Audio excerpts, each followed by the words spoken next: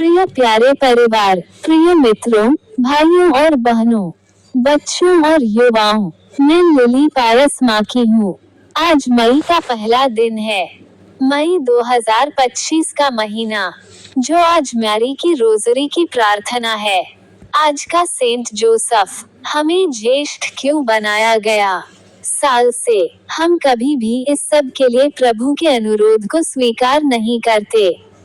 ज्येष्ठ महीने के गर्मी के दिन जो कुछ भी किया जाता है, पोप का स्वास्थ्य हाल के वर्षों में चिंता का विषय रहा है। उन्हें इस साल की शुरुआत में डबल निमोनिया के दौरे सहित श्वसन संबंधी समस्याओं के लिए कई बार अस्पताल में भर्ती कराया गया था। अपनी बीमारियों के बावजूद वे अपने कर्तव्यों में सक्रिय रहे, अक्सर मृत्यु की अपरिहार्यता और इसके लिए तैयारी के महत्व के बारे में बोलते रहे। कैथोलिक चर्च अब शोक और सेरे वेकेंट की अवधि में प्रवेश करता है, जिसके दौरान कार्डिनल्स का कॉलेज एक नए पोप का चुनाव करने के लिए इकट्ठा होगा। बाइबल का पहला वचन, यशायाह ने अध्याय 43 के श्लोक संख्या 19 में कहा, देखो, मैं एक नया काम करने जा रहा हूँ, अब ये होने लगा है, क्या तुम इसे नहीं समझते? मैं जंगल में पानी की धाराओं के साथ रेगिस्तान में एक रास्ता बनाऊंगा। वादे का अर्थ, तारांकन, देखो, मैं एक नया काम कर रहा हूँ। यह अपने लोगों के जीवन और दुनिया में परमेश्वर की सक्रिय भागीदारी की घोषणा है। यह इस बात पर जोर देता है कि परमेश्वर अतीत तक सीमित नहीं है और हमेशा रचनात्मकता और मुक्ति के नए कार्यों में सक्षम है। नया शब्द कुछ अभूतपूर्व, उनकी वर्तमान अपेक्षाओं या समझ से परे कुछ सुझाता है। तारांकन, अब यह उगता है, ये परमेश्वर के नए कार्य की तात्कालिकता और प्रकट होने वाली प्रकृति को इंगित करता है। ये दूर के भविष्य में कुछ दूर नहीं है, बल्कि वर्तमान में प्रकट होना शुरू हो रहा है। किसी चीज के उगने की कल्पना नए जीवन या अवसर के अचानक और स्पष्ट उद्भव का सुझाव देती है। तारांकन, क्या तुम इसे नहीं समझते? ये लोगों के लिए एक चुनौती है कि वे अपनी आंखें और दिल खोलें और पहचानें कि परमेश्वर क्या कर रहा है।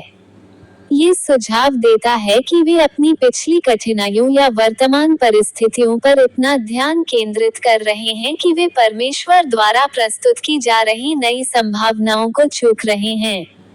तारांकन, मैं जंगल में मार्ग बना रहा हूँ और बंजर भूमि में नदियाँ बना रहा हूँ। ये परमेश्वर द्वारा की जा रही नई चीज के ठोस उदाहरण प्रदान करता है।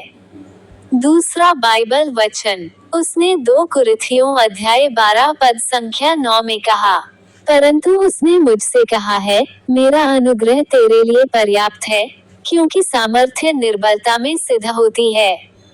इसलिए मैं अपनी निर्बलता में और भी अधिक गर्व करूंगा ताकि मसीह की सामर्थ्य मुझ पर निवास करे। तारांकन, मेरा अनुग्रह तेरे लिए पर्याप्त है। परमेश्वर का अनुग्रह, उसका अनपेक्षित अनुग्रह और सहायता, पौलुस को उसकी कठिनाई के माध्यम से सहारा देने के लिए पर्याप्त है। अंतिम बाइबल श्लोक, भजन अध्याय 55 श्लोक 22 में कहा गया है, अपना बोझ यहोवा पर डालो और वह तुम्हें संभालेगा। वह धर्मी व्यक्ति को कभी डगमगाने नहीं देगा। आइए प्रार्थना करें। हे माता मरियम, हे संत जोसेफ, आज मई है।